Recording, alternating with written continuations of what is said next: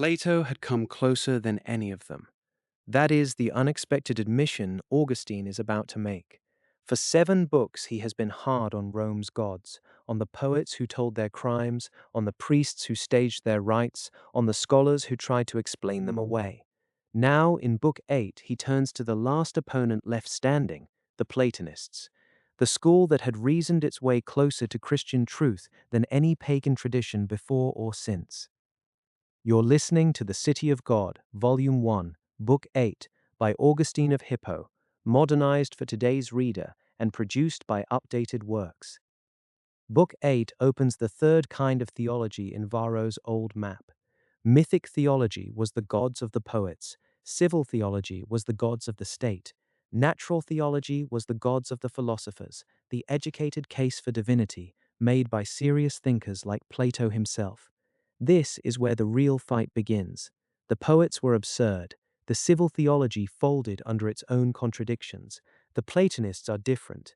They taught that there is one God, eternal and unchangeable, the source of all being, all truth, all goodness, that the soul is immortal, that the highest human good is to know and love God. Read those claims in isolation and you might be reading a Christian theologian. Augustine says so plainly. Of all the philosophers who ever lived, the Platonists came closest to the gospel. And yet, the Platonists still defended the worship of many gods. They explained it through an ingenious middle category, the demons. The high gods, they said, were too pure to deal with mortals directly, so between gods and men stood a third class of spirits who carried prayers upward and revelations downward. Worship the demons properly, the philosophers argued, and the gods will hear you. Augustine spends the rest of the book pulling that theory inside out. He uses Apuleius, a Platonist himself, who had written an entire treatise defending demonic intermediaries, to do the work. By Apuleius's own description, demons are creatures of disturbed passions, hungry for the obscenities of the theater, drawn to the cruelties of magic. These, the Platonists wanted us to ask to speak to God on our behalf. The book closes with a strange and haunting voice, Hermes Trismegistus, the Egyptian sage, lamenting the day when his country's religion would be wiped from the earth. Augustine, reading him centuries later, hears the lament as a confession. This is the full, unabridged Book 8, modernized into clear contemporary English by Updated Works, preserving every argument and nuance of the original. Explore the full library at updatedworks.com. Now, Volume 1, Book 8. Book 8. Argument. Augustine now turns to the third kind of theology, which is natural theology, and takes up the question of whether worshipping the gods of natural theology can secure blessedness in the life to come. He chooses to engage this question with the Platonists, because the Platonic system stands as the foremost among all philosophies, facile princeps, and comes closest to Christian truth.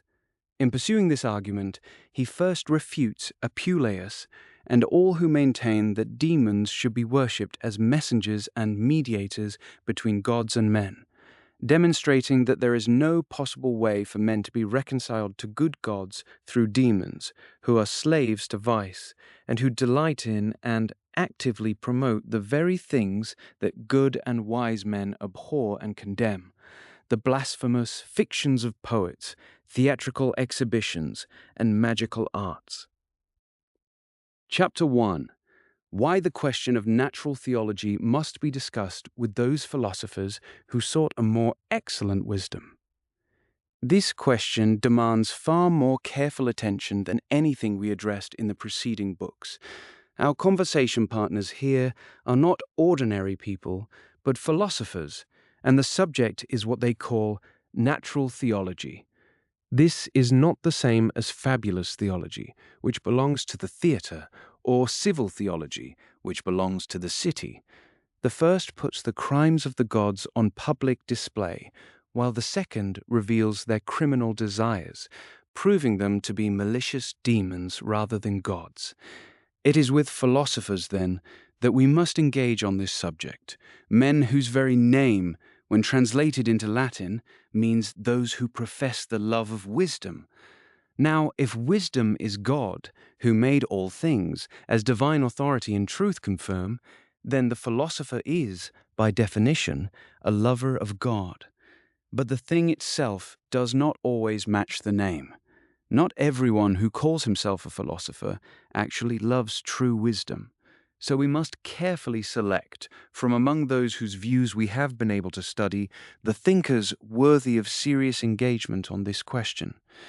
In this work, I have not set out to refute every misguided opinion held by philosophers, only those that bear on theology, a Greek word we take to mean an account or explanation of the divine nature. Nor have I set out to refute every flawed theological opinion held by every philosopher, but only those held by thinkers who, while agreeing that a divine nature exists and that it takes an interest in human affairs, still deny that worshipping the one unchangeable God is sufficient for obtaining a blessed life, both now and after death. These thinkers hold that, in order to reach that life, one must also worship many gods who were created and assigned their respective roles by that one God. Even so, they come closer to the truth than Varro did. Varro had no difficulty extending natural theology in its entirety to the world and the world's soul, but these philosophers recognize a God who stands above everything belonging to the order of soul, a God who is the creator not only of this visible world, commonly called heaven and earth, but of every soul whatsoever, and who grants blessedness to the rational soul, of which the human soul is one kind, through participation in his own unchangeable and incorporeal light. Anyone with even a passing familiarity with these matters will recognize the Platonic philosophers who take their name from their master, Plato.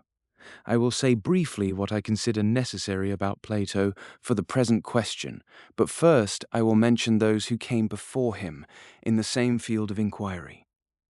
Chapter 2. On the two schools of philosophers, the Italic and the Ionic, and their founders. As far as Greek literature is concerned, and Greek held a more distinguished place than any other language of the ancient world, history records two schools of philosophy. The first was called the Italic school, which originated in the part of Italy once known as Magna Graecia.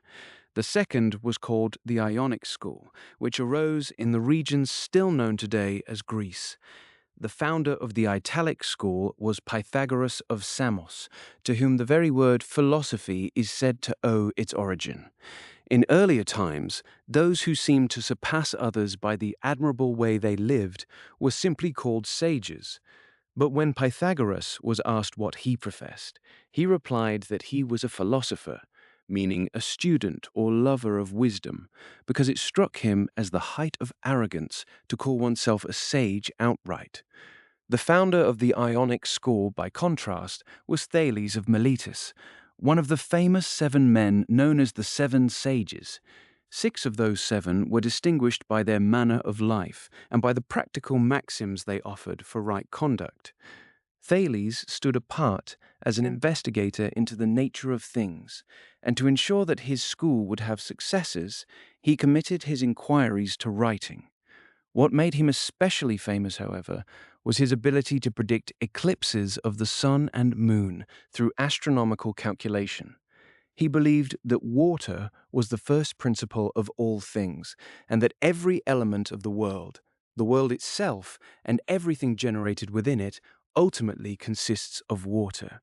Yet over all this work, which strikes us as so remarkable when we contemplate the world, he placed nothing resembling a divine mind.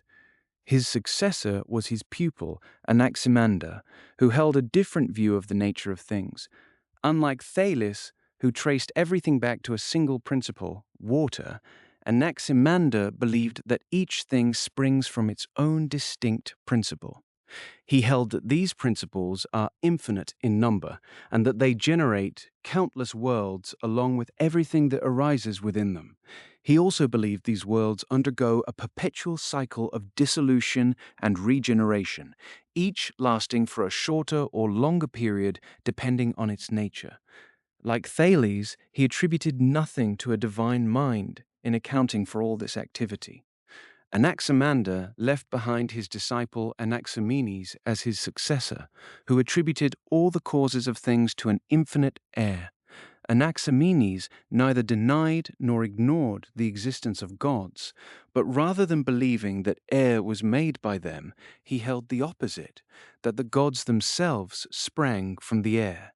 His pupil Anaxagoras, however, recognized that a divine mind was the productive cause of everything we see, and argued that all the various kinds of things, in their different forms and species, were produced from an infinite matter made up of homogeneous particles, but through the agency of a divine mind.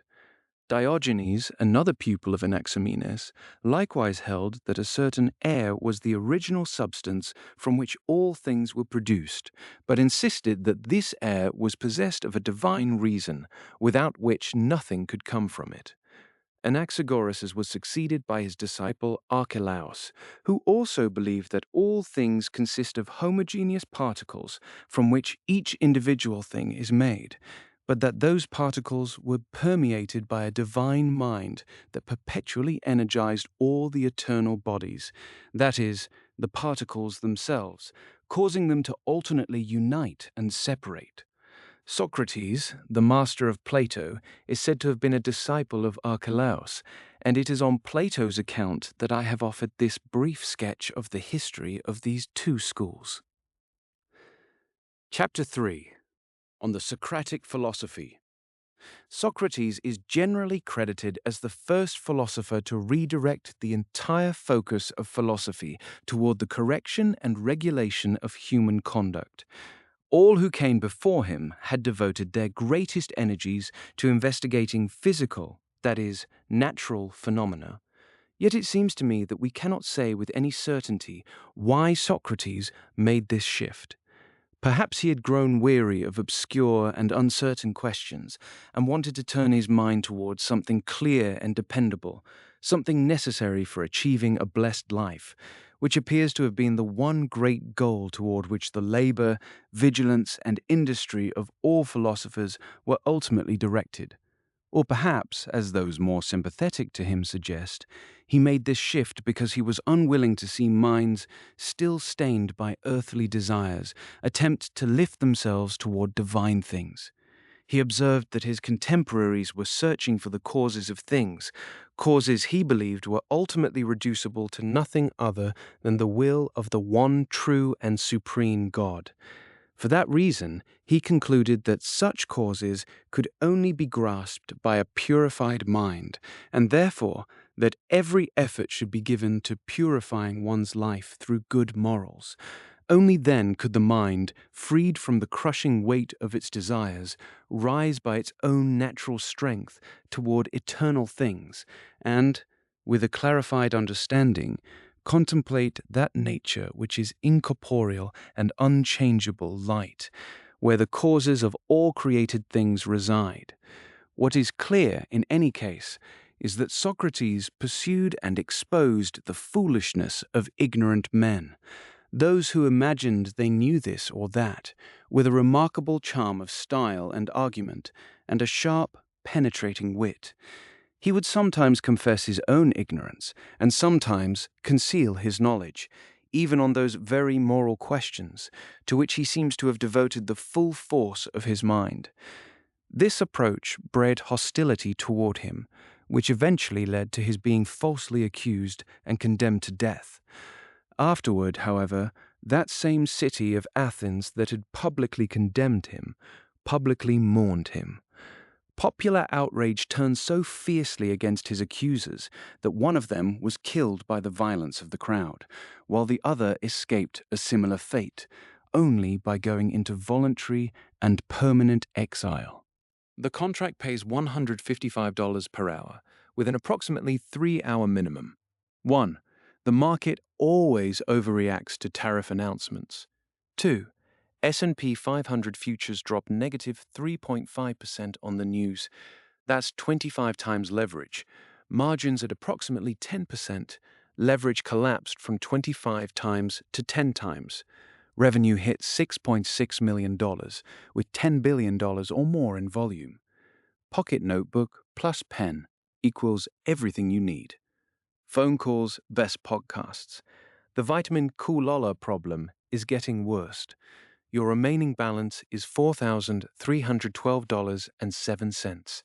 The pending charge is $89.50. The package weighs 12.5 kilograms and measures 45 centimeters by 30 centimeters by 20 centimeters. The observatory is located at 34.0522 degrees north, 118.2437 degrees west. The city has a population of 2,750,000. The wavelength is 5.89 times 10 to the power of -7 meters. About 3/4 of respondents agreed. The final score was 24-17. Say these numbers: 108230482034920347203894. Try connecting to 192.168.1.1 or 82.3.30.67 for diagnostics. Hello, how are you doing today? El número de tu tarjeta es 4532-1234-5678-9012. El CVV es 327. Seu número de rastreamiento es 9806-542-713. La entrega está prevista para mañana. Le solde de votre compte est de 2 784 € et 34 centimes. Les frais s'élèvent à 45 € et 50 centimes. Ihr Kontostand beträgt 5.334 € und 75 Cent. Die monatliche Rate ist 128 €. 普通用事交通の残高は98,000約31円です。定期用事項は175万円です。你的账户余额为1076.64元，血界消费3205.80元。رصيد حسابك الجاري هو 15,320 ريالا و50 هللة. تم خصم 230 ريالا كرسوم. 저축 계좌 잔액은 602만 470원입니다. 이번 달 이자는 12,350원입니다. आपके खाते में 65,024 रुपये और 79 पैसे उपलब्ध हैं। 1,500 रुपये का भुगतान लंबित है. На вашем счете 9287 рублей и 30 копеек. Ежемесячный платеж составляет 1450 рублей. Socrates was remarkable both in how he lived and how he died, and he left behind a large number of philosophical disciples who competed eagerly with one another in their pursuit of moral questions, particularly the question of the highest good, summum bonum, the possession of which they believed could make a person truly blessed. Because Socrates, in his characteristic style of debate, raised every kind of question, proposed answers, and then dismantled them, it was never entirely clear what he himself believed the highest good to be. As a result, each of his followers drew from those discussions whatever appealed to him most, and each located the ultimate good in whatever seemed most convincing to him personally. The final good, as it was called, is simply that which, once attained, makes a person blessed. Yet the opinions among Socrates' followers on this question were so wildly divergent that, in a fact almost too strange to believe, of students who shared the same teacher, some placed the highest good in pleasure, as Aristippus did, while others placed it in virtue, as Antistepanes did. It would take too long to catalogue every opinion held by every disciple. Chapter 4. On Plato, the chief among the disciples of Socrates, and his threefold division of philosophy. Among the disciples of Socrates, Plato shone with a brilliance that far surpassed all the others, and not without good reason. Born in Athens to a distinguished family, he exceeded his fellow students in natural ability to a remarkable degree. Yet he considered neither himself nor the Socratic tradition sufficient to bring philosophy to its fullest expression, so he traveled as widely as he could, seeking out every place renowned for learning in any discipline he wished to master. From the Egyptians, he absorbed whatever they considered most significant. Then, moving on to those parts of Italy filled with the reputation of the Pythagoreans, he mastered the whole of Italic philosophy then in fashion, with impressive ease and under the finest teachers available. Because he felt a deep personal devotion to his master Socrates, he made him the speaker in all his dialogues, placing in his mouth whatever he had learned from others or worked out through his own formidable intellect, and softening even his moral arguments with the charm and elegance of the Socratic manner. The pursuit of wisdom, as Plato understood it, divides into two broad modes: action and contemplation. The active side concerns how we live, specifically the ordering of our moral conduct, while the contemplative side concerns the investigation of nature and the search for pure truth. Socrates is said to have excelled in the active dimension, while Pythagoras devoted himself more to the contemplative, bringing the full force of his intellect to bear on it. Plato receives credit for perfecting philosophy by uniting both into a single whole. He then divided it into three parts: the moral, which is primarily concerned with action; the natural, whose object is contemplation; and the rational, which distinguishes truth from falsehood. Although this third part is necessary to both action and contemplation, it is contemplation that has the strongest claim to the work of investigating the nature of truth. This threefold division, then, does not contradict the broader framework that grounds wisdom in action and contemplation together. As for what Plato actually believed about each of these parts, specifically what he held to be the ultimate end of all action, the cause of all nature, and the light of all understanding, that is too large a question to settle here, and one about which we should not speak rashly. Plato was deeply attached to the well-known method of his master Socrates, that habit of concealing his own knowledge and opinions, which makes it genuinely difficult to determine what he himself believed on any number of questions, just as it is difficult to determine what Socrates truly thought. We must, however, incorporate into our discussion certain views that appear in his writings, whether he states them in his own voice or presents them through others and seems to endorse them. Some of these views are favorable to the true religion, which our faith embraces and defends. Others stand in tension with it, as in the question surrounding the existence of one God or many, and what this means for the truly blessed life that awaits us after death. Those who are praised for following Plato most closely, who is rightly preferred above all other philosophers of the Gentiles, and who are said to have understood him with the greatest precision, may well hold a conception of God that recognizes in him the cause of all existence, the ultimate ground of all understanding, and the end toward which the whole of life should be directed. These three things correspond, respectively, to the natural, the rational, and the moral parts of philosophy. If humanity has been created in such a way that we reach, through what is highest in us, the one who surpasses all things, that is, the one true and supremely good God, without whom no nature exists, no teaching instructs, and no effort bears fruit, then let him be sought as the one in whom all things are made secure. Let him be discovered as the one in whom all truth becomes certain, and let him be loved as the one in whom all things are set right. Chapter 5. Why our theological disputes should be primarily with the Platonists, whose views surpass those of all other philosophers. If Plato defined the wise man as one who imitates, knows, and loves God, and who finds blessedness through fellowship with him, why bother debating the other philosophers at all?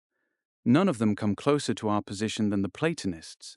So let that mythological theology step aside first, the kind that entertains human minds with stories of the gods' crimes. And let the civic theology step aside as well, in which corrupt demons, masquerading as gods, have seduced earthly peoples who were already given over to earthly pleasures. These demons wanted to be honored through human error, and by filling their worshippers' minds with impure desires, they drove them to reenact divine crimes as acts of worship, while the demons themselves took great pleasure in watching those very performances as spectators. In this theology, whatever was dignified in the temple was contaminated by its association with the obscenity of the theatre, and whatever was shameful in the theatre found its justification in the abominations of the temples. Varro's interpretations must also give way to these philosophers. His explanations of sacred rites as references to the heavens, the earth, seeds, and the workings of perishable things. In the first place, those rites simply don't carry the meaning he claims, and so the truth doesn't follow him in that interpretive effort. But even if they did carry that meaning, a rational soul still should not worship as its God things that rank below it in the order of nature, nor should the soul elevate to divine status things to which the true God has already given the soul precedence. The same must be said of those writings connected to sacred rites that Numa Pompilius deliberately concealed by having them buried with him, and which, when a plough later turned them up, were burned on the Senate's orders. And to treat Numa fairly, we should place in the same category the letter Alexander of Macedon wrote to his mother, based on what an Egyptian high priest named Leo had revealed to him. In that letter, not only figures like Picus and Faunus, Aeneas and Romulus, or even Hercules Aesculapius, Liber born of Semele, and the twin sons of Tyndareus, or any other mortals who had been deified, but even the principal gods themselves are shown to have been human beings. These are the gods Cicero alludes to without naming in his Tusculan Disputations: Jupiter, Juno, Saturn, Vulcan, Vesta, and many others whom Varro attempts to identify with parts or elements of the world. As we noted, this situation parallels Numa's case. The priest, frightened by what he had disclosed, urgently begged Alexander to order his mother to burn the letter containing these revelations. So let both of these theologies, the mythological and the civic, yield to the Platonic philosophers who recognize the true God as the author of all things, the source of the light of truth, and the generous giver of all blessedness. And it isn't only those two theologies that must yield. The philosophers who were enslaved to the body in their thinking, and who supposed that the first principles of all things were material, must also yield to these great thinkers who acknowledge so great a God. This includes Thales, who held that water was the first principle of all things, Anaximenes, who said it was air, the Stoics, who said it was fire, Epicurus, who claimed it consisted of atoms, that is, tiny particles of matter, and many others who need not be listed here, all of whom believed that bodies, whether simple or compound, living or inert, were the cause and principle of everything. Some of them, the Epicureans for instance, believed that living things could arise from non-living matter. Others held that all things, living or not, spring from a living principle, but that everything, being material, ultimately springs from a material source. The Stoics, for their part, believed that fire, one of the four material elements making up the visible world, was both living and intelligent, the maker of the world and everything in it, and that fire was, in fact, God. These thinkers and others like them could only imagine what their sense-bound minds suggested to them, and yet there was something within them that they couldn't quite see. They formed interior representations of things they had perceived externally, even when those things were absent and they were only thinking about them. But such a mental representation is no longer a body. It is only the likeness of a body. And the faculty of the mind that perceives this likeness is neither a body nor the likeness of a body. Furthermore, the faculty that judges whether a representation is beautiful or ugly is, without question, superior to the thing being judged. This principle is the human intellect, the rational soul, and it is certainly not a body, since the likeness of a body that it perceives and evaluates is itself not a body. The soul is not earth, water, air, or fire, the four elements of which we see this world is composed. And if the soul is not a body, how could God, its creator, be a body? So let all those philosophers yield to the Platonists, as we have said, and let those also yield who, while too embarrassed to call God a body, still believed that our souls share the same nature as God. They were not troubled by the soul's profound changeability, an attribute it would be impious to assign to the divine nature, and instead argued that it is the body that changes the soul, while the soul itself remains unchangeable. They might as well argue that flesh is wounded by some external body, since in itself it is invulnerable. The point is simple. What is truly unchangeable cannot be changed by anything at all, so whatever can be changed by the body cannot rightly be called immutable. Chapter 6. On the meaning of the Platonists in the part of philosophy called physics. These philosophers, whom we rightly see elevated above the rest in fame and reputation, recognize that no material body is God, and so they looked beyond all physical matter in their search for Him. They recognize that whatever is subject to change cannot be the supreme God, and so they looked beyond every soul and every changeable spirit in their search for the highest being. They also recognize that in every changeable thing, the form that makes it what it is, whatever its nature or character, can only exist through Him who truly and fully exists, because He is unchangeable. Consider the whole body of the world, its shape, its qualities, its orderly movement, and all the bodies within it. Consider every kind of life, whether the life that nourishes and sustains, as in trees, or the life that also perceives, as in animals, or the life that adds intelligence to all of these, as in human beings, or the life that needs no nourishment but simply sustains, perceives, and understands, as in angels. All of these can only exist through Him who absolutely and completely exists.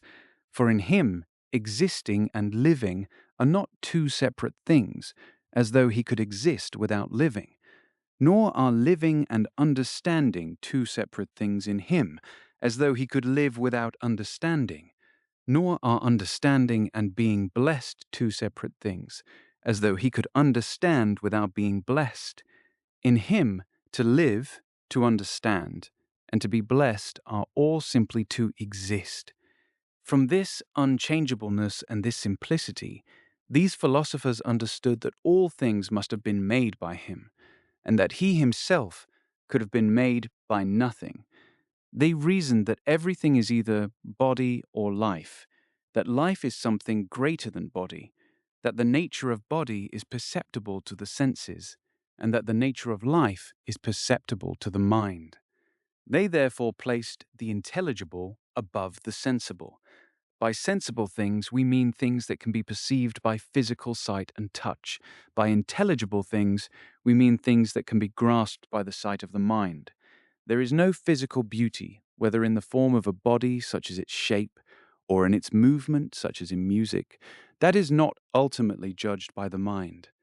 But this would never have been possible if there did not exist within the mind itself a higher form of these things, one without mass, without sound, without the constraints of space and time. And even with respect to these intelligible things, if the mind itself were not subject to change, it would be impossible for one person to judge sensible forms better than another. The clever person judges better than the slow one, the skilled better than the unskilled, the experienced better than the inexperienced, and the same person judges better after gaining experience than before. But whatever admits of more and less is mutable, and from this, thoughtful people who have reflected deeply on these matters have concluded that the first and original form is not to be found in things whose form is changeable. Since they saw that both body and mind could possess more or less beauty of form, and that without form they could not exist at all, they recognized that there must be some reality in which the original form resides, unchangeable and therefore admitting no degrees of comparison. In that reality, they rightly believed, lay the first principle of all things, uncreated and the source through which all things were made. This is why what can be known of God was made clear to them, as his invisible qualities were perceived through the things he had made, including his eternal power and divine nature, by whom all visible and temporal things were created. We have said enough on the part of philosophy these thinkers call physics, or the study of nature. Chapter 7. How far the Platonists excel other philosophers in logic or rational philosophy. When it comes to what philosophers call logic or rational philosophy, we should not even think of comparing the Platonists with those who placed the power of discerning truth entirely in the bodily senses and believe that everything we know must be measured by those unreliable and deceptive standards. The Epicureans fell into this error, along with every school that shared their outlook. So did the Stoics, who traced even their beloved art of argumentation, which they called dialectic, back to the bodily senses. They held that the mind draws its basic concepts, the Greek enoia, from sensory experience, and that this forms the entire foundation and structure of their learning and teaching. I have often found myself puzzled by one particular claim of theirs, that only the wise are truly beautiful. By what bodily sense, I wonder, have they ever perceived that kind of beauty? With what physical eyes have they glimpsed the loveliness of wisdom's form? The thinkers we rightly place above all others, by contrast, carefully distinguished between what the mind grasps directly and what the senses perceive. They neither denied the senses their proper role, nor credited them with more than they can actually deliver. And the light by which our understanding comes to know anything at all, they identified as none other than God himself, the very God by whom all things were made. Chapter 8. How the Platonists also hold the first rank in moral philosophy. The final branch of philosophy is ethics, or what the Greeks called ethike, which addresses the question of the highest good. This is the good that, once we orient all our actions toward it and pursue it for its own sake, rather than as a means to something else, leaves us with nothing more to seek in order to be happy. It is called the end, precisely because we desire everything else for the sake of it, while desiring it for nothing beyond itself. Now, different thinkers have located this highest good in different places, some in the body, some in the mind, and some in both together. Their reasoning was straightforward. Since a human being consists of both soul and body, they concluded that well-being must arise from one or both of these, taking the form of some ultimate good that could make a person truly happy and serve as the final reference point for all human action. This is why those who added a third category of goods, things they called external, such as honor, glory, and wealth, did not treat these as part of the final good to be pursued for their own sake. Instead, they regarded them as goods to be pursued for the sake of something else, and they noted that such goods benefit the virtuous and harm the wicked. Whether philosophers located the human good in the mind, the body, or both, they were still searching for it within the human being alone. Those who looked to the body were looking to the lower part of human nature. Those who looked to the mind were looking to the higher part, and those who looked to both were looking to the whole person. In every case, the search remained confined to humanity, and these three broad approaches gave rise not merely to three competing schools of thought, but to many, since philosophers disagreed among themselves about what specifically constitutes the good of the body, the good of the mind, and the good of both combined. All of these schools, then, should yield to those philosophers who have argued that human happiness comes not from enjoying the body, the mind, or even another person, but from enjoying God. And this enjoyment is not like the mind's enjoyment of the body, or of itself, or even like the enjoyment one friend takes in another. It is more like the way the eye enjoys light, though whether that comparison truly holds is something I hope to examine more carefully elsewhere, with God's help, to the best of my ability. For now, It is enough to note that Plato identified the highest good as living according to virtue, and he maintained that only the person who knows and imitates God can attain virtue. That knowledge and imitation, he argued, are the sole source of human happiness. He therefore had no hesitation in defining philosophy as the love of God, whose nature is incorporeal. From this, it follows directly that the philosopher, as a student of wisdom, will become truly happy only when he begins to enjoy God. It is true that enjoying what one loves does not automatically produce happiness, since many people are made miserable by loving what they should not love, and even more miserable when they actually obtain it. Yet no one is happy who does not enjoy what they love. Even those who love the wrong things do not consider themselves happy simply by loving. They consider themselves happy only when they possess and enjoy what they love. Who then, except the most wretched of people, would deny that a person is happy who enjoys what they love and who loves the true and highest good? According to Plato, that true and highest good is God. He would therefore call a person a philosopher who loves God, since philosophy aims at achieving the happy life, and the one who loves God finds happiness in the enjoyment of God. Chapter 9. On the philosophy that has come closest to the Christian faith. Among all the philosophers who have reflected on the supreme God, some have concluded that he is simultaneously the maker of all created things, the light by which things are known, and the good toward which all action should be directed.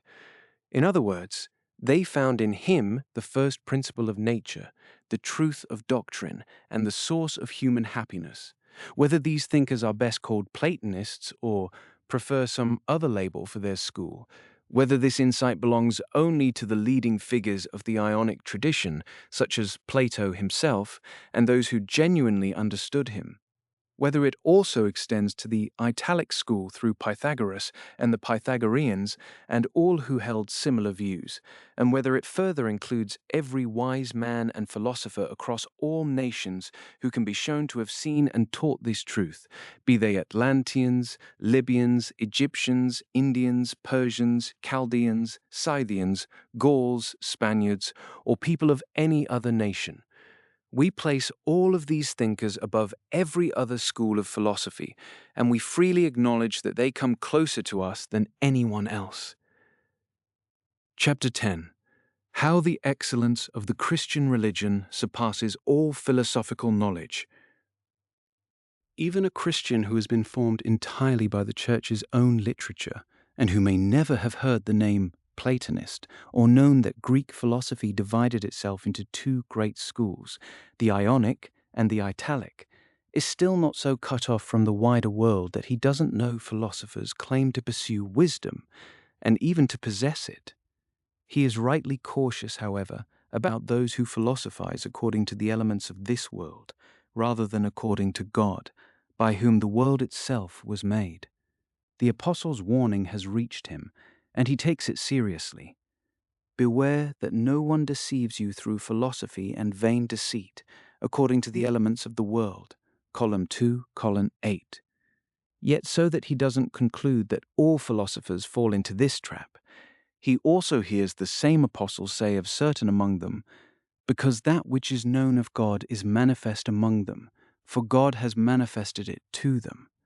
For his invisible things from the creation of the world are clearly seen, being understood by the things which are made, also his eternal power and Godhead. Rom 1:19-20. And when Paul spoke to the Athenians and said something profound about God that few are able to grasp, in him we live and move and have our being, Acts 17:28, he went on to add, as certain also of your own have said. The Christian also knows to stay on guard even against these philosophers when they go wrong, for in the very passage where Paul says that God made his invisible things visible through creation, so that the mind could perceive them, he also makes clear that these same thinkers failed to worship God rightly, because they offered divine honors, which belonged to him alone, to things that had no claim to them, because, knowing God, they glorified him not as God, neither were thankful, but became vain in their imaginations, and their foolish heart was darkened. Professing themselves to be wise, they became fools, and changed the glory of the incorruptible God into the likeness of the image of corruptible man, and of birds, and four-footed beasts, and creeping things. Rom 1:21-23. Here the apostle has in view the Romans, the Greeks, and the Egyptians, who prided themselves on the name of wisdom. We will take up that dispute with them in due course. On the point where they do agree with us, however, we place them above all other thinkers, namely, their affirmation of the one God, the author of this universe, who is not only above every body, being incorporeal, but also above every soul, being incorruptible. He is our first principle, our light, our good. And even though the Christian, unfamiliar with their writings, doesn't use the technical vocabulary he has never learned, calling nothing natural philosophy, the Latin term, or physics, the Greek equivalent, for the study of nature, nothing rational or logical for the discipline of discovering truth, and nothing moral or ethical for the study of how to pursue the good and avoid evil. He is not therefore ignorant of what matters most. He knows that it is from the one true and supremely good God that we receive the nature by which we are made in His image, the knowledge by which we understand both Him and ourselves, and the grace by which, in clinging to Him, we find our blessedness. This, then, is why we prefer these philosophers to all the rest. While other thinkers wore themselves out searching for the causes of things and trying to work out the right way to learn and to live, these men, by knowing God, found the very source from which the universe was constituted, the light by which truth can be seen, and the fountain at which true happiness is to be drunk. All philosophers, therefore, whether Platonists or others who have arrived at this understanding of God, are in agreement with us. We have chosen, however, to make our case primarily with the Platonists, because their writings are the most widely known. The Greeks, whose language holds the highest place among the tongues of the nations, have praised these writings with great enthusiasm, and the Latins, drawn in by their quality and their reputation, have studied them more eagerly than any other philosophical works, and by translating them into our own language, have given them still wider reach and recognition. Chapter 11. How Plato was able to come so close to Christian knowledge. Some of our fellow believers in Christ are struck with wonder when they hear or read that Plato held ideas about God that closely resemble the truths of our own faith. Some have concluded from this that, during his travels to Egypt, Plato must have heard the prophet Jeremiah in person or read the prophetic scriptures while visiting that country. I have even expressed this view myself in certain of my writings. But a careful calculation of dates from chronological history shows that Plato was born roughly 100 years after Jeremiah's prophetic ministry, and since Plato lived to 81, there were approximately 70 years between his death and the time when Ptolemy, king of Egypt, requested that the prophetic scriptures of the Hebrew people be sent to him from Judea, and entrusted them to 70 Hebrews who also knew Greek, for the purpose of translation and preservation. It follows, then, that during his Egyptian voyage, Plato could not have met Jeremiah, who had been dead for generations, nor could he have read those scriptures which had not yet been rendered into Greek, the only language he commanded. Unless, of course, we allow that, driven by his intense passion for learning, he studied those writings through an interpreter, just as he studied the writings of the Egyptians. He would not have produced a translation, since even Ptolemy only secured that privilege through extraordinary acts of generosity, though the sheer weight of royal authority might have been incentive enough on its own. But he could have learned as much as possible about their contents through conversation. What lends this theory some credibility is the opening of Genesis. In the beginning, God made the heaven and earth. and the earth was invisible and without order, and darkness was over the abyss, and the Spirit of God moved over the waters. Genesis 1:1-2. In the Timaeus, when writing about the formation of the world, Plato says that God first united earth and fire, which makes clear that he assigns fire a place in the heavens. This view bears a recognizable resemblance to the statement, "In the beginning God made heaven and earth." Genesis 1:1. Plato then speaks of the two intermediate elements, water and air, through which the two extremes of earth and fire are mutually joined, and this has led many to think he interpreted the phrase, "The Spirit of God moved over the waters," Genesis 1:2, as a reference to all four elements, since air is also called spirit, and he may simply not have paid close enough attention to how those scriptures use the term Spirit of God. As for Plato's claim that the philosopher is a lover of God, nothing shines more brightly throughout those sacred writings than precisely that idea.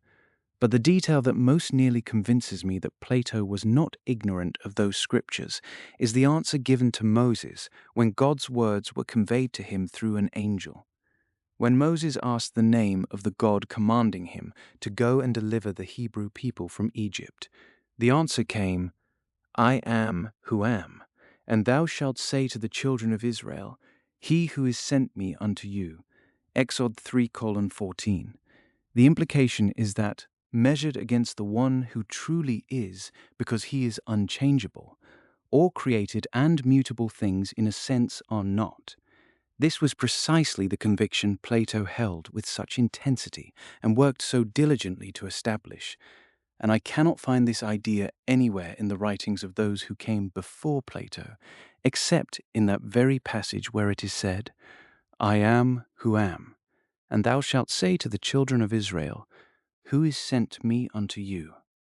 Exod 3:14. Chapter 12. How even the Platonists, though they affirm these things about the one true God, still believed that sacred rites should be performed in honor of many gods. We need not settle the question of where he learned these things, whether from the writings of earlier thinkers or, more likely, from the words of the apostle, because that which is known of God has been manifested among them, for God has manifested it to them. For his invisible things from the creation of the world are clearly seen, being understood by those things which have been made, also his eternal power and Godhead. Rom 1:19-20. Whatever the source of his knowledge, I think I have made it clear enough that my choice of the Platonic philosophers as dialogue partners was not arbitrary. The question we have just taken up belongs to natural theology, specifically whether sacred rites should be performed to one God or to many, for the sake of the happiness that awaits us after death. I chose the Platonists in particular because their relatively sound thinking about the one God who made heaven and earth has made them the most distinguished of all the philosophers. This distinction has given them such an advantage over all others in the eyes of later generations that, although Aristotle, Plato's student, a man of remarkable ability and far from negligible as a writer, though inferior to Plato in eloquence, founded the peripatetic school, so called because its members were in the habit of walking about during their discussions, and although his great reputation drew many students to his school even during Plato's own lifetime, and although Plato at his death was succeeded at his school, known as the Academy, by Speusippus, his sister's son, and Xenocrates, his beloved student, whose followers came to be called academics after the school's name.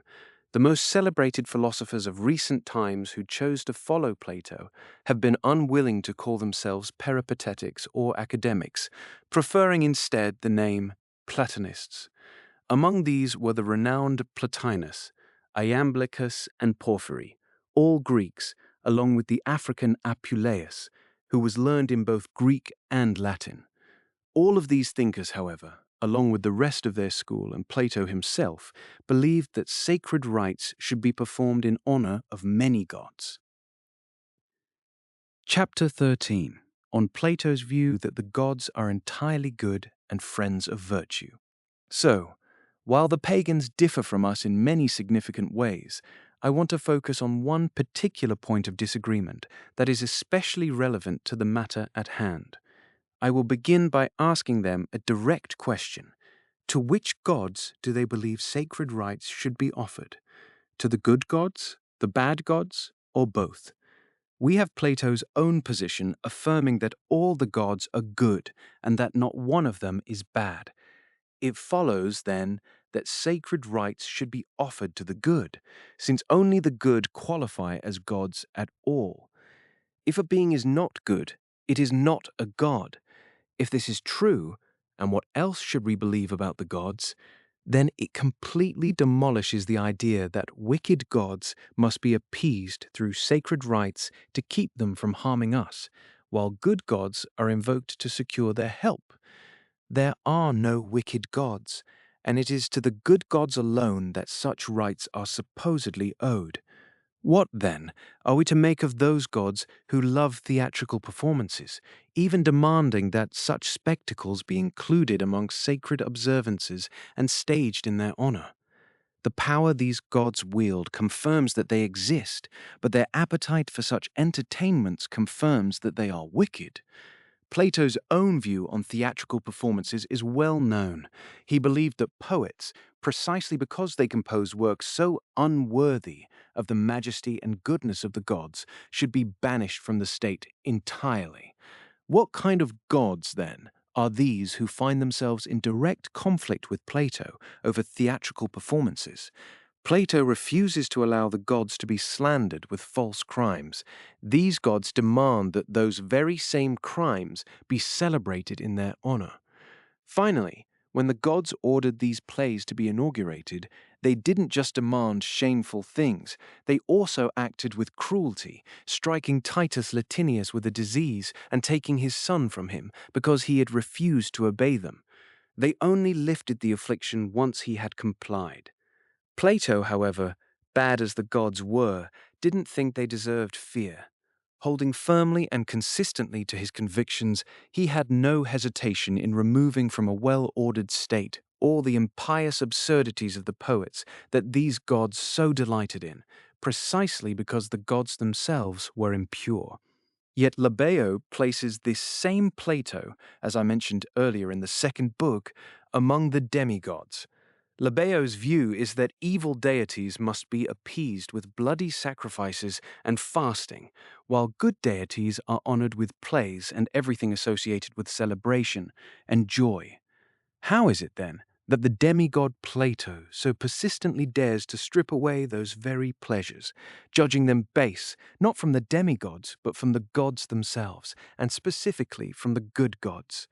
What's more, those gods thoroughly refute Labeo's position by their own behavior, since they showed themselves in the case of Latinius to be not only wanton and capricious, but cruel and terrifying as well. Let the Platonists, then, explain all of this to us. They follow their master's view that all gods are good, honorable, and friendly to the virtues of the wise, and they consider it wrong to think anything less of any god. They say they will explain it. Let us listen carefully. Chapter 14. On the view that rational souls exist in three kinds, those of the celestial gods, those of the aerial demons, and those of earthly humans. They propose a threefold division of all rational beings: gods, humans, and demons.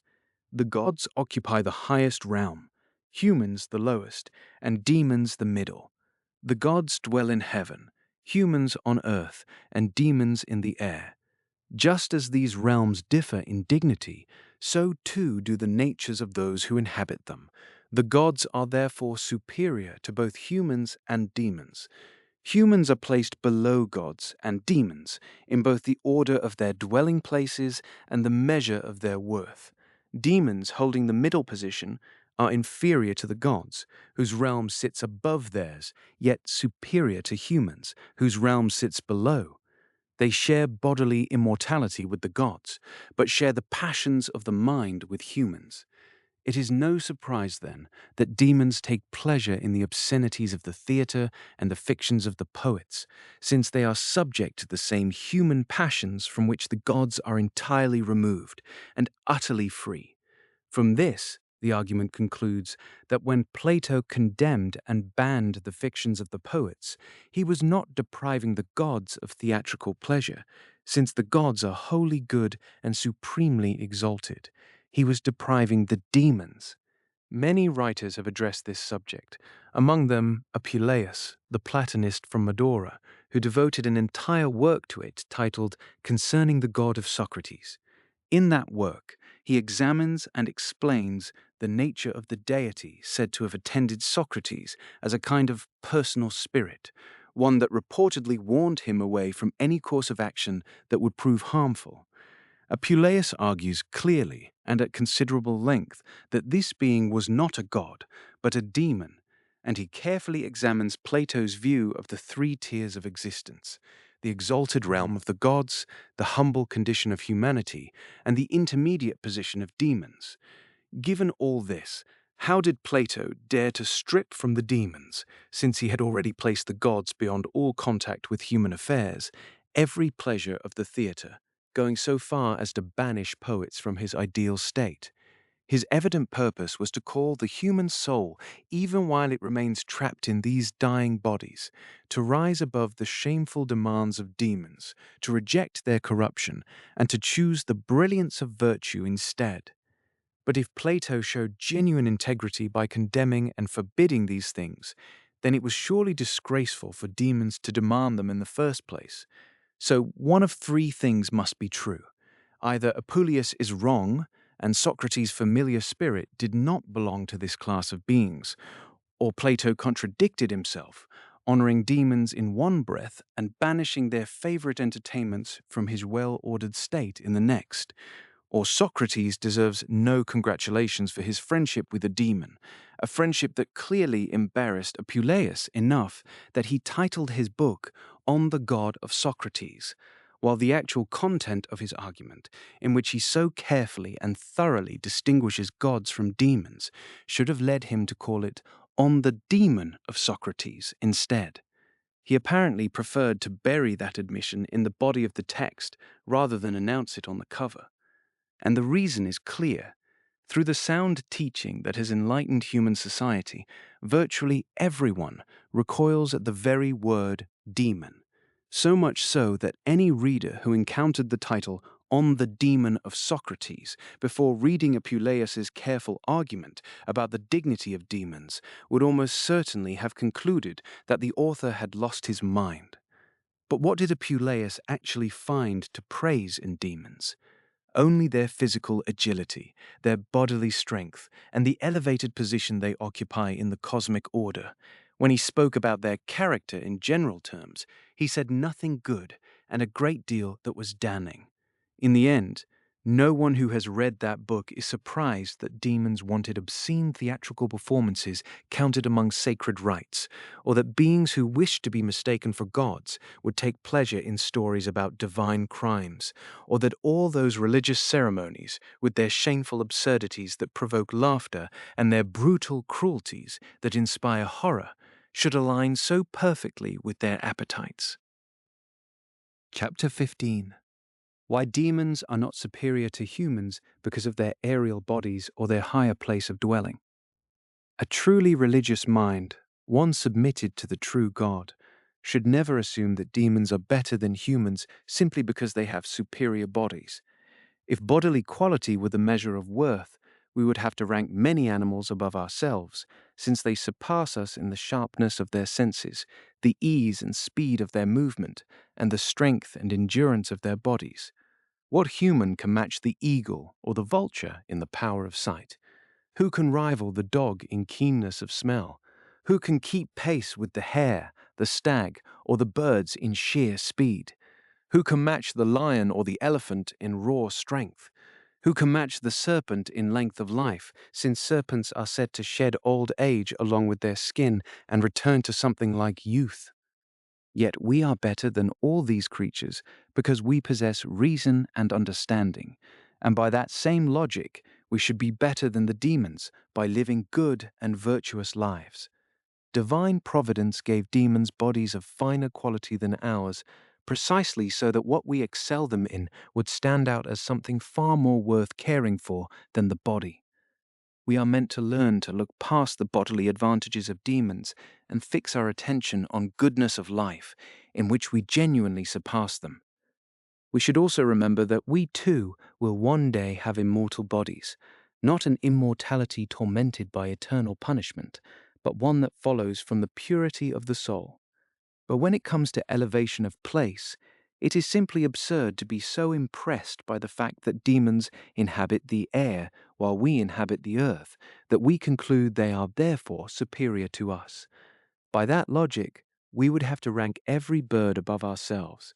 And yet birds, when they grow tired from flying or need to eat, return to the earth to rest and feed, which the demons, we are told, do not do. Does that mean birds are superior to us and demons superior to birds? If that conclusion is obviously absurd, then there is no good reason to think that demons deserve our religious devotion simply because they occupy a higher element. The truth is, the birds are not only not ranked above us earthbound creatures, but are actually subject to us because of the dignity of the rational soul we possess. The same principle applies to demons. Though they are aerial beings, they are not better than us simply because air sits higher than earth. On the contrary, human beings should be ranked above demons, because the despair of demons cannot be compared to the hope of the devout. Even Plato's own law, by which he arranges the four elements in a mutual order, placing the two middle elements, air and water, between the two extremes, fire, the most mobile, at the top, and the immovable earth at the bottom, so that air stands above water as fire stands above air, and water above earth. Even this law, I say, gives us sufficient reason not to judge the worth of living creatures by the rank of the elements they inhabit. Apuleius himself acknowledges that human beings are terrestrial animals like many others, and yet should be ranked far above aquatic creatures, even though Plato places water above land in his elemental hierarchy. The point is clear.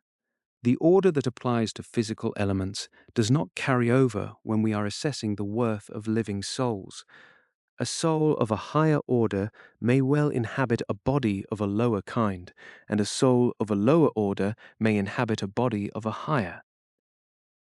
Chapter 16. What Apuleius the Platonist thought about the character and conduct of demons. When Apuleius spoke about the character of demons, he described them as being driven by the same mental disturbances as human beings. They are provoked by injuries, won over by favors and gifts. They delight in honors, take pleasure in various sacred rites, and grow irritable when any of those rites are neglected. He also tells us that augurs, soothsayers, and prophets all depend on demons for their divinations, that dreams and their revelations come from demons as well, and that the feats of magicians draw on demonic power. When offering a concise definition, he puts it this way: demons are of an animal nature, passive in soul, rational in mind, aerial in body, and eternal in time. Of these 5 characteristics, he says the first 3 are shared with human beings, the 4th belongs to demons alone, and the 5th they share with the gods. But I notice that demons actually shared 2 of those first 3 traits with the gods as well.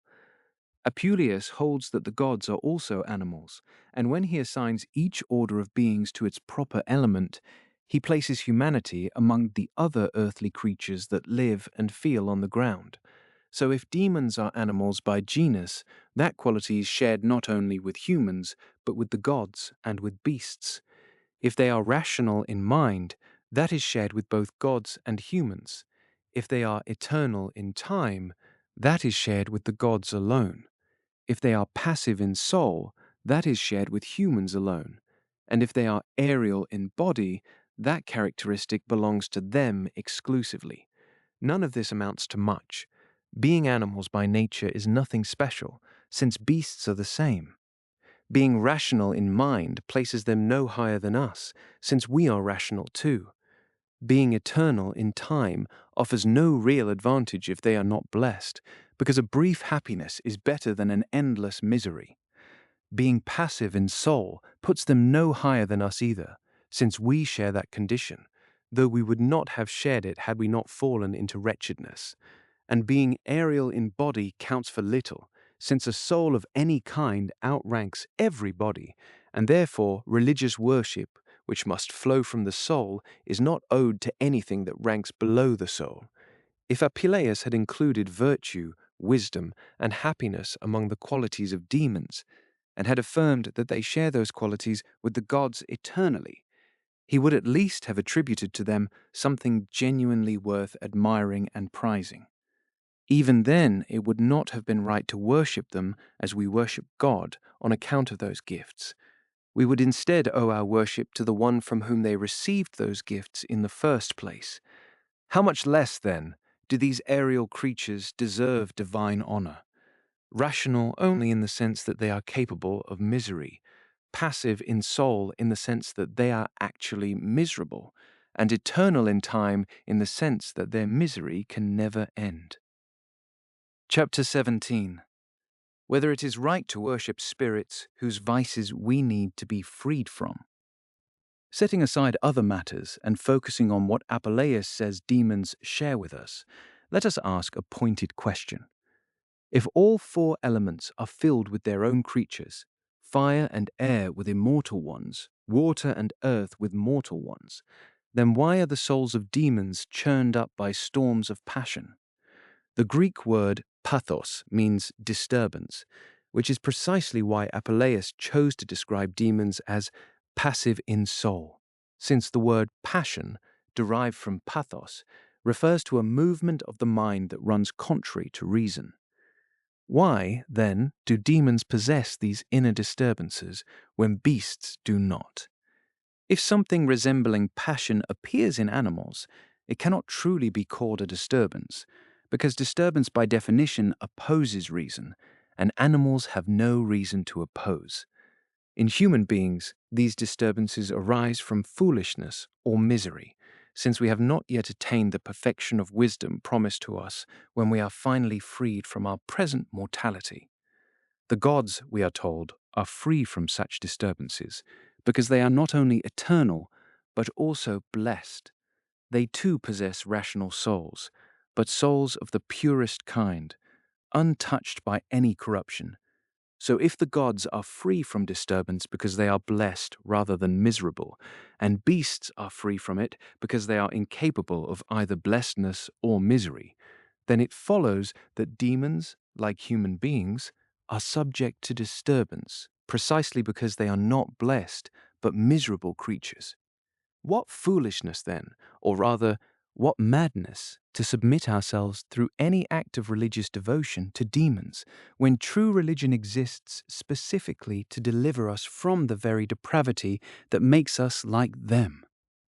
Even Apuleius, who treats demons with considerable generosity and considers them worthy of divine honor, is still forced to admit that they are subject to anger, while true religion commands us not to be carried away by anger, but to resist it.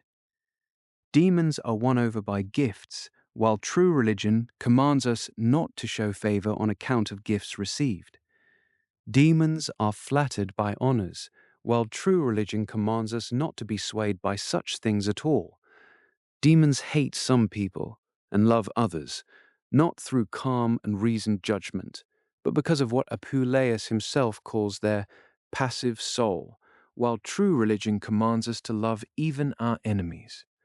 Finally, true religion commands us to put away all restlessness of heart, all agitation of mind, and all the inner storms that Apuleius says are constantly swelling and surging within the souls of demons. Why, then, except through foolishness and wretched error, would you humble yourself to worship a being whose character you have no desire to share?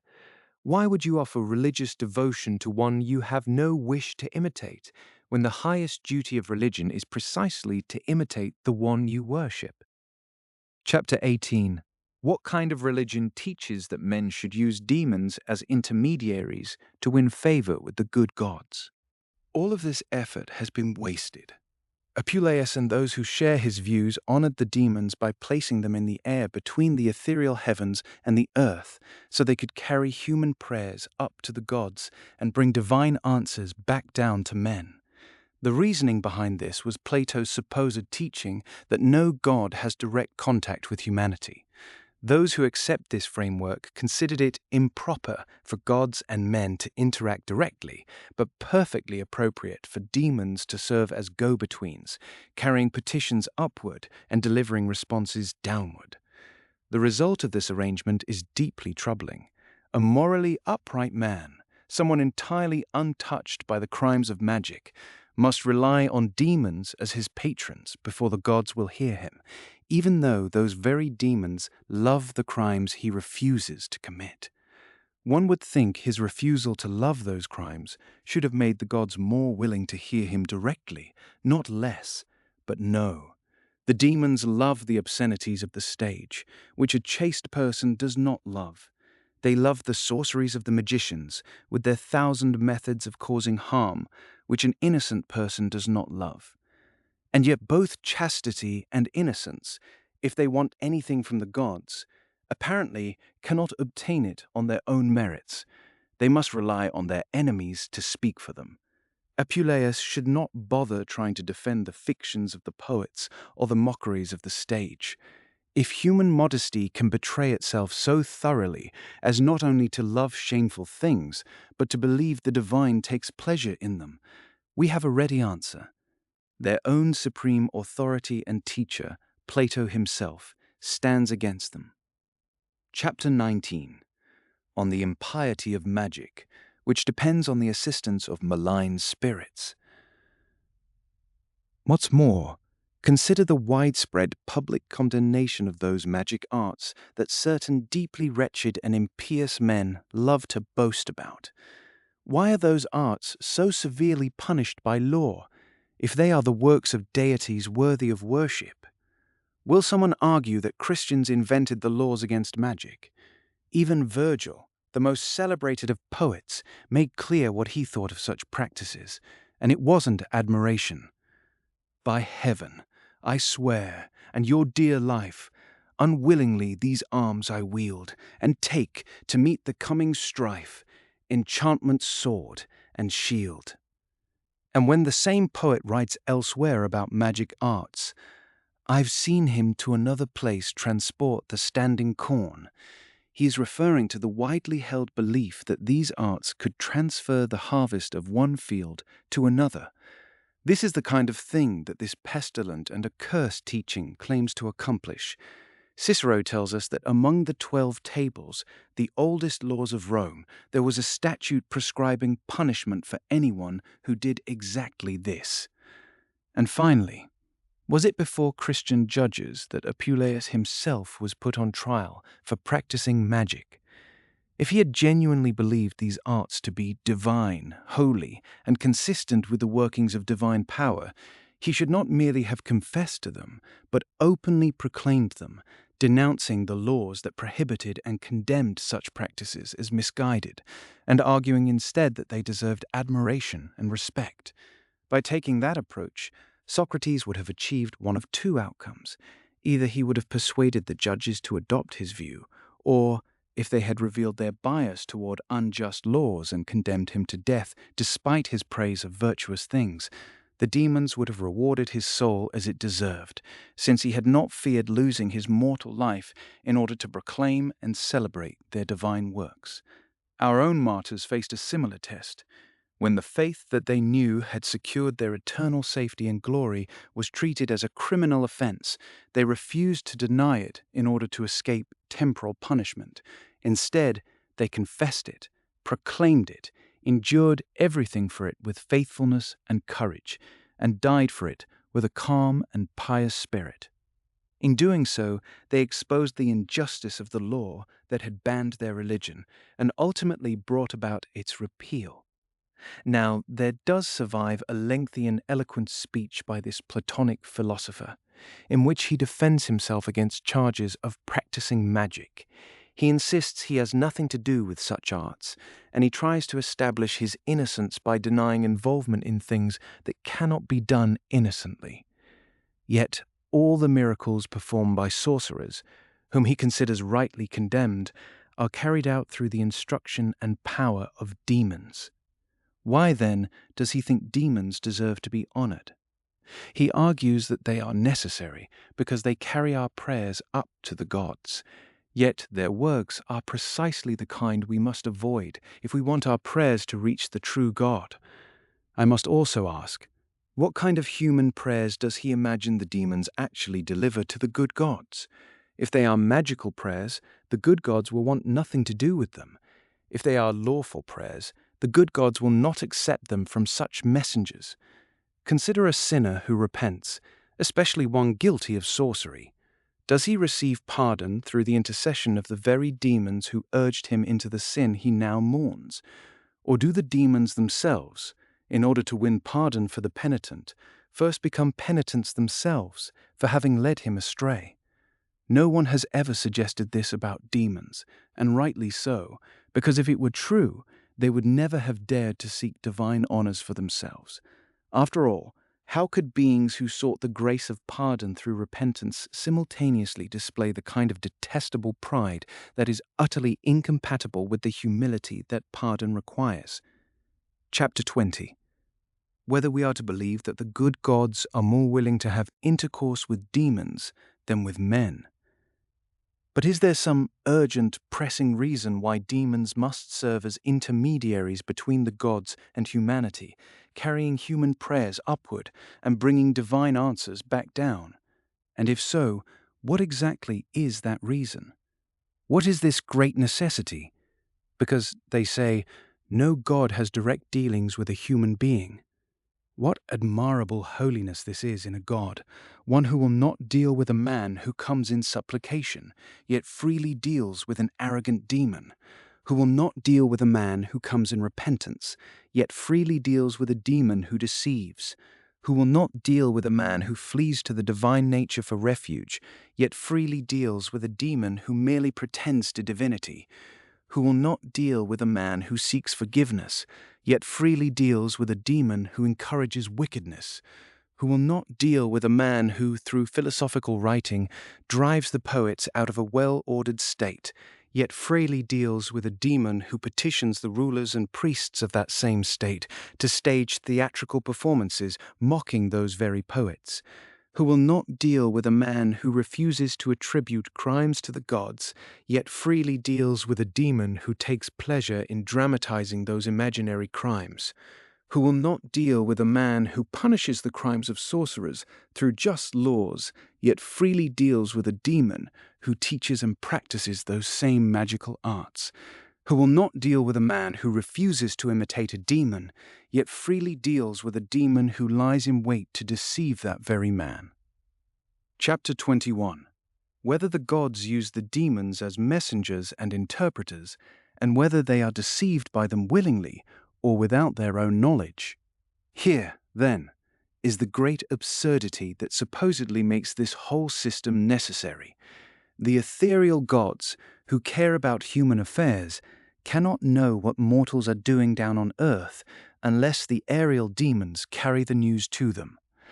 The reasoning goes that ether hangs far above the earth, while air sits between them, touching both. What remarkable wisdom! What exactly do these thinkers believe about gods who are, by their own account, supremely good? On one hand, these gods care about human affairs, or else they would be unworthy of worship. On the other hand, the sheer distance between the elements leaves them ignorant of everything happening on earth. This is why demons are supposedly necessary as go-betweens, keeping the gods informed about human affairs and enabling them to help people when needed. And it is precisely this function, we are told, that makes the demons worthy of worship. If that is the case, then a demon is better known to these good gods through physical proximity than a good man is known through goodness of soul. What a miserable conclusion, or should I call it a detestable and empty error, so I don't end up attributing emptiness to the divine nature itself. If the gods can perceive our minds directly, unhindered by their bodies, then they have no need of demons as messengers. But if the ethereal gods can only perceive minds indirectly, through physical signals like a person's face, speech, and movement, and must rely on demons to interpret and report these things, then it follows that the gods can also be deceived by whatever lies the demons choose to tell. And yet, if the divine nature of the gods is truly beyond deception by demons, then it cannot be ignorant of our actions either. But I would like to ask these thinkers a pointed question.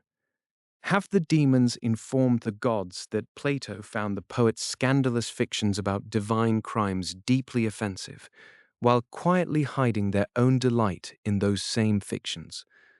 Or have the demons concealed both things, leaving the gods entirely in the dark about the whole matter?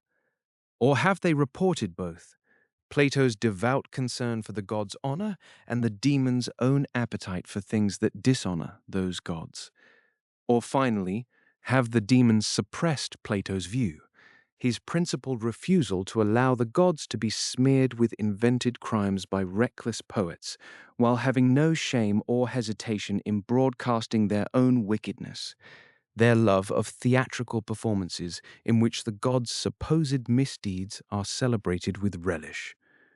Let them pick whichever of these four options they prefer, and then consider how much damage any one of them does to their picture of the gods. If they choose the first, they must admit that the good gods could not be close to the good Plato, who was trying to protect them from slander, while they remained close to the evil demons who reveled in that slander. This would be because, on their account, the good gods can only learn about a good man at such a great distance through the mediation of evil demons, whom they can know simply because of physical nearness. If they choose the second and say the demons concealed both things, leaving the gods ignorant of both Plato's devout legislation and the demons' own sacrilegious pleasure, then what useful knowledge can the gods possibly gain about human affairs through these intermediaries? They would be unaware of the very things that pious people have done, out of reverence for good gods, to resist the corrupt desires of evil demons. If they choose the third and say the demons reported not only Plato's objection to the wrongs done to the gods, but also their own delight in those wrongs, I have to ask, is that kind of report not itself an insult? The gods, hearing and knowing both sides, would then be permitting the approach of malicious demons who desire and pursue things contrary to divine dignity and Platonic religion, while also using those same wicked demons who are physically near to them to send blessings to the good Plato who is far away. They would inhabit a position in the linked chain of elements that puts them in contact with their accusers, but not with their defender, knowing the truth on both sides, yet unable to overcome the weight of air and earth that separates them from goodness. The fourth option remains, and it is the worst of all. Who could bear to hear that the demons reported the poet's slanderous inventions about the immortal gods, along with the shameful mockeries of the theatre and their own burning passion for such spectacles, while hiding from the gods the fact that Plato, with all the seriousness of a philosopher, argued that every one of these things should be banished from a well-ordered republic? The good gods would then be forced, through such messengers, to learn about the evil deeds of the messengers themselves, while being denied any knowledge of the good deeds of the philosophers, even though the former bring dishonor to the gods, and the latter bring them glory. Chapter 22. Why we must reject the worship of demons, despite what Apuleius argues. None of these four alternatives deserves our acceptance, because we cannot attribute to the gods the kind of degrading qualities that any one of them would imply. This means we must reject entirely the view held by Apuleius and the other philosophers of his school, that demons serve as messengers and go-betweens, carrying our prayers up to the gods and bringing divine assistance back down to us. On the contrary, we should recognize them for what they truly are: spirits consumed by the desire to cause harm, completely estranged from righteousness, bloated with pride, hollowed out by envy, and cunning in deception. They inhabit the air as one inhabits a prison, which suits their nature perfectly, because they were cast down from the heights of the higher heaven and condemned to dwell in this lower region as a just punishment for sins beyond recovery. And while the air sits above the earth and the waters, that physical elevation gives them no moral advantage over human beings. People may not surpass demons in terms of their earthly bodies, but they far exceed them in spiritual devotion, having chosen the true God as their help and refuge. Over the many who are clearly unworthy of true religion, however, these demons rule like conquerors over captives, and they have convinced the greater part of humanity of their divinity through astonishing but fraudulent signs, whether in the form of spectacular deeds or seemingly accurate predictions. Some people, though, have observed the vices of these spirits too carefully and too closely to be persuaded that they are gods. So the demons have settled for presenting themselves as mere intermediaries between the gods and humanity. Others have gone further, refusing to grant even that lesser status, since they could see that these beings were wicked, and in their view the gods are entirely good. Yet even these critics lacked the courage to declare the demons wholly unworthy of any divine honor, fearing the backlash from ordinary people who, through generations of deep-rooted superstition, had been serving the demons through countless rituals and the building of many temples. Chapter 23. What Hermes Trismegistus thought about idolatry, and how he knew Egypt's superstitions would be abolished. The Egyptian Hermes, known as Trismegistus, held a different view on demons than Apuleius did. Apuleius denies that demons are gods, but when he describes them as occupying a middle position between gods and men, serving as necessary mediators, he fails to distinguish between the worship owed to them and the religious reverence owed to the higher gods. This Egyptian, however, claims that some gods were made by the supreme God and others were made by men. Anyone hearing this might naturally assume he means physical idols, since those are the work of human hands. But Trismegistus argues that visible, tangible images are merely the bodies of the gods, and that certain spirits have been invited to inhabit them, spirits with the power to cause harm or to fulfill the wishes of those who honor and serve them. The art of binding these invisible spirits to visible, material objects, thereby creating what amount to animated bodies dedicated to and inhabited by those spirits, is, he says, the art of making gods. He goes further, claiming that humanity has received this remarkable and extraordinary power. Here are his words, as translated into our language. And since we have undertaken to discuss the relationship and fellowship between men and the gods, know, O Asclepius, the power and strength of man. Just as the Lord and Father, the highest of all, even God, is the maker of the celestial gods, so man is the maker of the gods who dwell in temples, content to live near to men. A little later he adds, thus humanity, always mindful of its nature and origin, perseveres in the imitation of divinity. And as the Lord and Father made eternal gods to be like himself, so humanity fashioned its own gods in the likeness of its own face. When Asclepius, to whom he was primarily speaking, responded by asking, do you mean the statues, O Trismegistus? He replied, yes, the statues. However skeptical you may be, O Asclepius, the statues, animated and full of sensation and spirit, who accomplish such great and wonderful things, the statues who foresee future events and announce them through lots, through prophecy, through dreams, and by many other means, who bring diseases on men and cure them again, dispensing joy or sorrow according to what people deserve.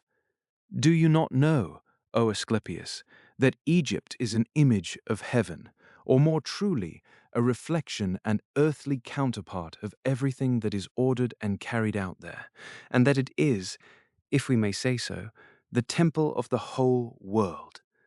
And yet, as it befits a wise man to know all things in advance, you should not be ignorant of this. A time is coming when it will appear that the Egyptians have waited on the divine in vain, with sincere hearts and the most careful devotion, and when all their sacred worship will come to nothing and be shown to be empty. The contract pays $155 per hour, with an approximately 3-hour minimum. If Hermes had simply said that his ancestors discovered the art of making gods without explaining why, we would have been obliged, out of basic reverence and right thinking, to examine how they could ever have acquired such an art. The answer would have been clear.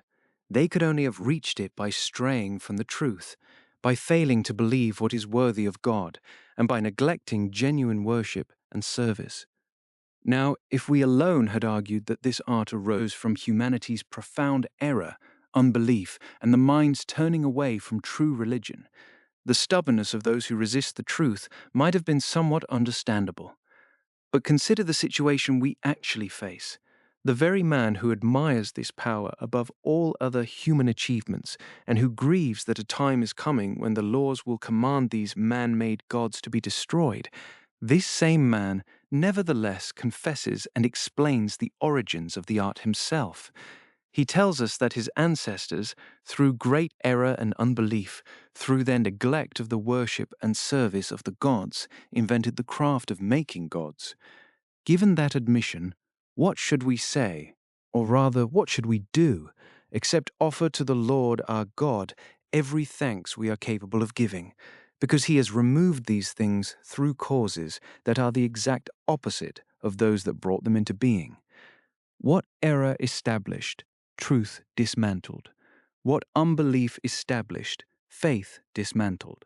What the turning away from divine worship established, the turning toward the one true and holy God dismantled. And this was not confined to Egypt alone, the country for which the spirit of the demons lamented through Hermes. It happened across the whole earth, which sings to the Lord a new song, just as the truly holy and truly prophetic scriptures foretold. Sing to the Lord a new song. Sing to the Lord all the earth. Psalm 9:6:1. The title of this psalm is When the House Was Built After the Captivity, and indeed, a house is being built for the Lord across the whole earth, the city of God, which is the holy church, rising up after that captivity in which demons held in bondage those who, through faith in God, became living stones in that house. For although human beings made these gods, it did not follow that the Maker was free from their captivity. By worshipping them, he was drawn into fellowship with them, and not merely into the fellowship of lifeless idols, but into the fellowship of cunning demons. What, after all, are idols but what the same scriptures describe them as? They have eyes, but they do not see. Pass 115:5, and though skillfully crafted, they remain without life or sensation. Yet unclean spirits, bound to these idols through that wicked art, have wretchedly taken captive the souls of those who worship them, dragging them down into fellowship with themselves. This is why the Apostle writes, "We know that an idol is nothing, but the things which the Gentiles sacrifice, they sacrifice to demons, and not to God. And I would not have you have fellowship with demons." 1 Corinth 10:19-20. After this captivity, in which malign demons held humanity in bondage, the house of God is being built across the whole earth. Hence the title of that psalm, in which it is written, Sing to the Lord a new song. Sing to the Lord, all the earth. Sing to the Lord, bless his name. Declare his salvation from day to day. Declare his glory among the nations, among all peoples his wonderful works. For great is the Lord, and greatly to be praised. He is to be feared above all gods. For all the gods of the nations are demons, but the Lord made the heavens. Psalm 96:1-5. Therefore, the man who grieved over the coming abolition of idol worship and the end of demonic dominion over those who served those idols was himself acting under demonic influence. He wanted that captivity to last forever, the very captivity whose end the psalm celebrates as the occasion for building the house of the Lord across all the earth. Hermes foretold these things with sorrow. The prophet foretold them with joy. And because the Spirit who sang through the ancient prophets is victorious, even Hermes himself was compelled, in a remarkable way, to admit that the very things he wished to preserve and mourned at the prospect of losing had been established not by wise, faithful, and devout men, but by men who were mistaken, unbelieving, and hostile to the true worship and service of the gods. He calls them gods, yes, but when he acknowledges that they were made by the kind of men we certainly should not be, he reveals, whether he intends to or not, that they are not worthy of worship by those who bear no resemblance to their makers. In other words, prudent, faithful, and religious people have no business worshipping them. At the same time, he makes it plain that the very men who crafted these images entangled themselves in the worship of things that were not gods at all. The prophet's words ring true. If a man makes gods, they are no gods. The gods that Hermes called gods made by men were precisely this: demons, bound to images by some obscure art, held fast by the chains of their own desires, acknowledged by worshippers and fashioned by human hands. Yet Hermes did not share the view held by the Platonic philosopher Apuleius, whose position we have already shown to be both incoherent and absurd, namely, that these beings served as interpreters and intermediaries between the gods whom God created and the humans whom God likewise created, carrying human prayers upward and divine gifts downward. It is deeply foolish to believe that gods made by human hands would carry more weight with gods made by God than the humans themselves do, since God made them all. Consider further that the demon bound to an image through impious art has been made a god only for the particular man who performed that binding, not for humanity at large. What kind of god is that? One whom no one would create except a person who is mistaken, faithless, and turned away from the true God.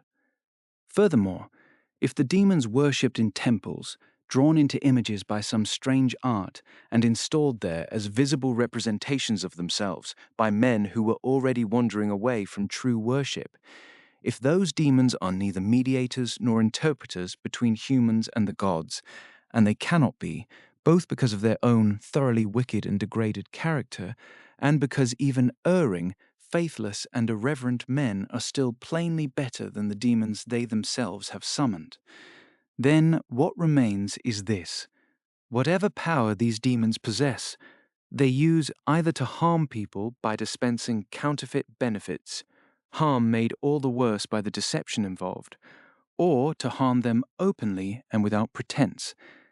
Even so, they can do nothing of this kind except where the deep and hidden providence of God permits it, and then only to the extent that permission is granted.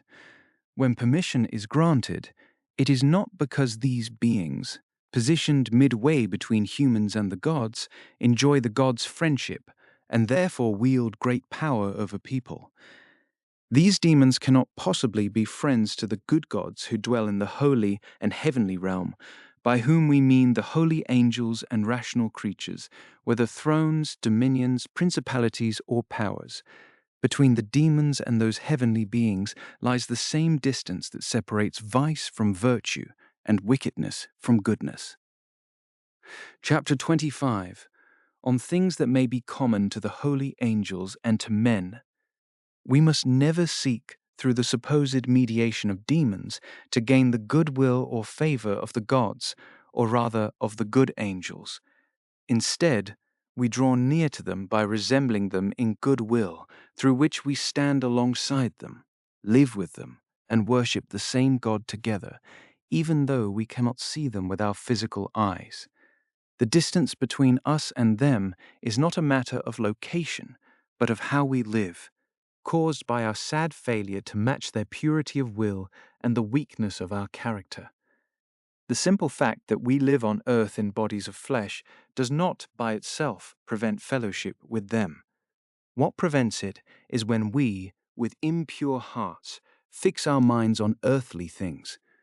But in this present life, while we are being healed so that we may one day become like them, we are drawn close to them through faith, if, with their help, we believe that the one who is their blessedness is also ours.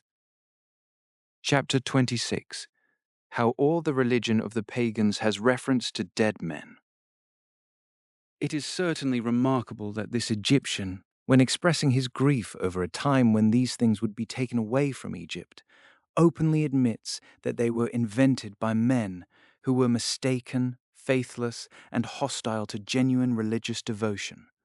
Among other things, he says, "Then shall that land, the most holy place of shrines and temples, be full of sepulchres and dead men," as if, without these things, people would somehow stop dying, as if bodies could be buried anywhere other than in the ground, as if the number of graves would not inevitably grow in proportion to the number of the dead as time went on. Those with perverse minds who oppose us assume that what he mourns is the replacement of their temples and shrines by the memorials of our martyrs, so that they can claim the pagans worshipped gods in temples, while we worship dead men in tombs. Such is the blindness of the impus. They stumble over mountains, as it were, and refuse to see what is right in front of them. They ignore the fact that across the whole of pagan literature there are virtually no gods to be found who were not once human beings, honored with divine worship after their deaths. I will not dwell at length on Varro's claim that all dead men are considered gods of the underworld, manes, by the pagans, a point he supports by pointing to the sacred rites performed in honor of nearly all the dead, including funeral games, which he regards as the clearest proof of divine status, since such games were traditionally held only in honor of divinities. Hermes himself, the very figure we are discussing, in that same book where he sorrowfully predicts, "Then shall that land, the most holy place of shrines and temples, be full of sepulchres and dead men," actually testifies that the gods of Egypt were dead human beings. He first explains that their ancestors, having gone badly astray in their knowledge of the gods, faithless and indifferent to divine worship, invented the art of making gods. Once invented, they combined this art with the appropriate power inherent in universal nature, and by blending that power with their craft, they summoned the souls of demons or angels, since they could not create souls themselves, and caused these souls to inhabit holy images and sacred mysteries, so that through these souls the images might have the power to help or harm human beings. Having said all this, he proceeds to illustrate his point. Your grandfather, O Asclepius, the first discoverer of medicine, to whom a temple was consecrated on a mountain in Libya near the shore of the crocodiles, in which temple lies his earthly man, that is, his body. For the better part of him, or rather the whole of him, if the whole man consists in the intelligent life, returned to heaven, still provides by his divinity all the help to the sick that he once provided through the art of medicine. He is saying, therefore, that a dead man was worshipped as a god in the very place where his tomb stood. He deceives people with a falsehood when he says the man returned to heaven. He then adds, "Does not Hermes, who was my grandfather and whose name I bear, dwelling in the country called by his name, help and preserve all mortals who come to him from every direction?" This elder Hermes that is, Mercury, whom he identifies as his grandfather, is said to be buried in Hermopolis, the city that bears his name. So here are two figures he explicitly identifies as former human beings, Asclepius and Mercury. Greeks and Romans alike agree on this point regarding Asclepius, but many do not believe Mercury was ever mortal, even though Hermes himself testifies that Mercury was his grandfather. Could these perhaps be two different individuals who happen to share the same name? I will not spend much time debating whether they are distinct persons or not. It is enough to recognize that the Mercury of whom Hermes speaks was, like Asclepius, a god who was once a man, on the testimony of Trismegistus himself, a figure held in the highest esteem by his own people, and, by his own account, the grandson of Mercury. But Hermes continues. Do we know how many good things Isis, the wife of Osiris, bestows when she is favorable, and what fierce opposition she can mount when enraged? Then, to demonstrate that there were gods made by human hands through this art, he adds, for it is easy for earthly and worldly gods to be angry, being made and composed by men out of either nature. By this he reveals his belief that demons were originally the souls of dead men, which, as he explains, were induced through a certain art invented by deeply misguided, skeptical, and irreligious people to take possession of images, because those who made such gods were incapable of making souls. When he speaks of either nature, he means soul and body, the demon being the soul, and the image the body. What then are we to make of that mournful lament that the land of Egypt, the most sacred place of shrines and temples, was destined to be filled with tombs and corpses? The truth is that the deceptive spirit who inspired Hermes to speak these things was compelled, through him, to confess that even then that land was already full of tombs and dead men whom the people were worshipping as gods. What was expressing itself through his mouth was the grief of the demons themselves, who were mourning the punishments that were about to fall on them at the tombs of the martyrs. For in many such places, demons are tormented and forced to confess, and are driven out of the bodies of men whose possession they had taken. Chapter 27. On the nature of the honor which Christians pay to their martyrs. We don't build temples for our martyrs, however, or ordain priests, rites, and sacrifices in their honor. They are not our gods. Their God is our God. We do honor their relics as memorials to holy men and women of God who struggled for the truth, even to the point of death, so that the true religion might be made known and false, invented religions exposed. If there were people before them who recognized those religions as false and invented, they were too afraid to say so openly. But who has ever heard a faithful priest standing at an altar built for the honor and worship of God over the body of a martyr pray, I offer this sacrifice to you, O Peter, or O Paul, or O Cyprian? Sacrifices at their tombs are offered to God, the God who made them both human beings and martyrs, and who joined them with the holy angels in heavenly honor. We pay such honors to their memory, so that we might give thanks to the true God for their victories, and so that, by calling them freshly to mind, we might stir ourselves to imitate them by seeking the same crowns and palms, calling on the same God they called on. Whatever honors the faithful pay at the shrines of the martyrs are simply honors paid to their memory, not sacred rites or sacrifices offered to dead men as though they were gods. Even those who bring food to these places, which the better Christians don't do, and which isn't done at all in most parts of the world, do so in order that the food might be made holy through the merits of the martyrs, in the name of the Lord of the martyrs. They first present the food and offer a prayer, then take it away to eat or to share with those in need. Anyone who understands the one sacrifice of Christians, which is what is truly being offered in those places, also understands that these are not sacrifices to the martyrs. So we honor our martyrs neither with the divine honors nor with the human crimes by which the pagans worship their gods. We don't offer sacrifices to them, and we don't transform the crimes of the gods into sacred rites for them. Those who wish to understand what I mean, and are able to do so, should read the letter Alexander wrote to his mother, Olympias, in which he describes what the priest Leon revealed to him. Those who have already read it should call its contents to mind, so they can see what great abominations are recorded, not by poets, but in the mystical writings of the Egyptians concerning the goddess Isis, wife of Osiris, and the parents of both, all of whom these writings identify as royal figures.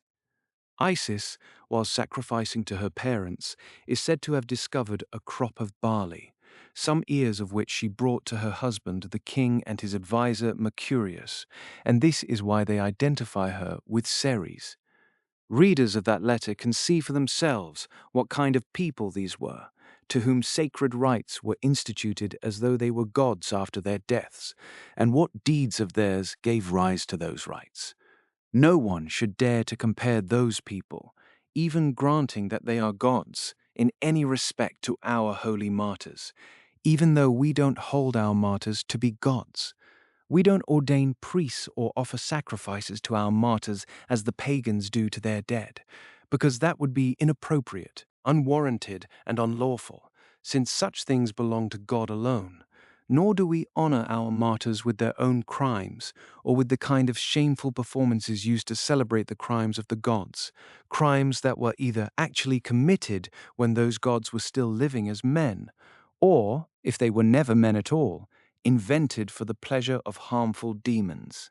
The god of Socrates, if he had one, could not have belonged to this class of demons. Perhaps those who were skilled in the art of fabricating gods simply assigned a god of this kind to a man who had nothing to do with that art and was entirely innocent of it. But what more needs to be said? No one with even a modest degree of wisdom imagines that demons are worth worshipping as a path to the blessed life that awaits us after death. Perhaps, though, someone will argue that all the gods are good, but that among the demons some are bad and some are good, and that it is the good ones who should be worshipped, so that through them we might attain eternal blessedness. We will take up that argument in the following book.